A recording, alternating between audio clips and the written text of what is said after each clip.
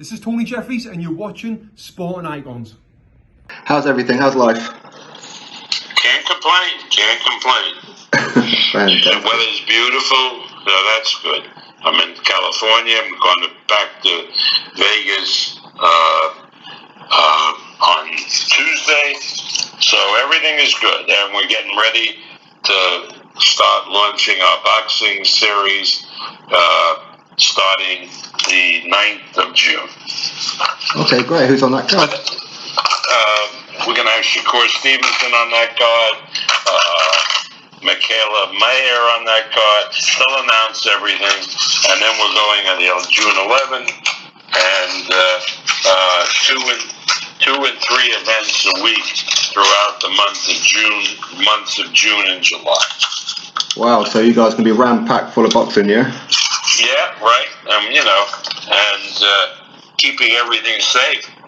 That's most important. We have the testing that we've done and all of those good things to make everybody feel comfortable, for it to be safe. We've got it down. We've been working very, very hard on this because nobody has any experience in how to make this thing work. We have never been through anything like this before. Yeah. But so our protocols, I think, will end up to be the template for boxing around the world. Okay. So I'm feeling very confident. And what's the news about crowd participation? Is it limited or no crowd? No crowd. We hope we want to do it this way, June and July. Okay. Maybe in August we start doing it.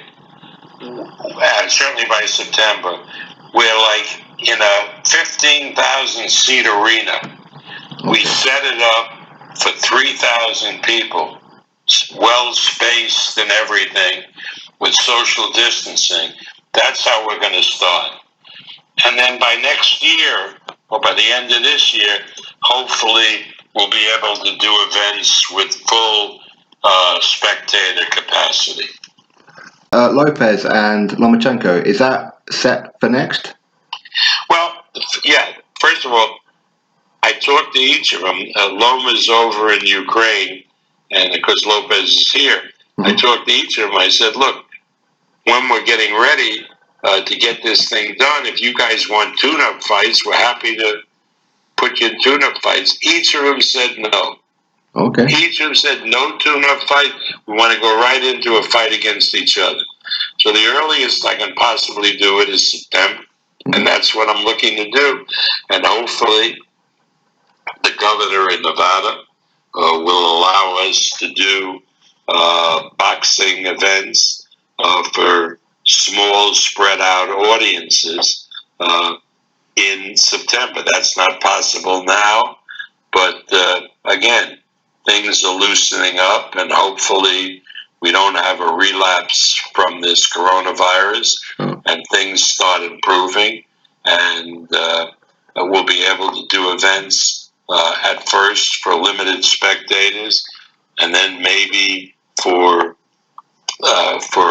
without limits. And certainly, if we are lucky enough to get a vaccine by early next year, then we'll go back to business as usual.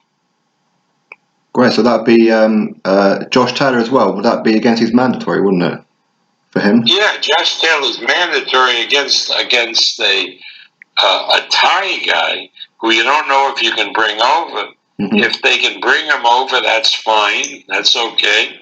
If they can't bring him over, then we got to give Josh Taylor a fight and then put him in with Ramirez. Mm. And then they'll fight their mandatories after we see who's the unified champion.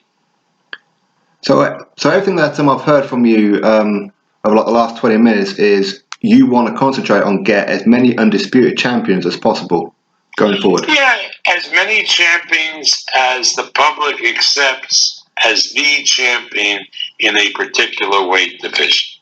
Yeah. Sometimes you'll have an outlier. You'll have a guy who's recognized as the big champion in the division, and yet there's somebody there who has one of the organization's title out there, but still he's recognized as the champion in that division. Yeah. That's what we want to get. That's what we want to get. Instead of,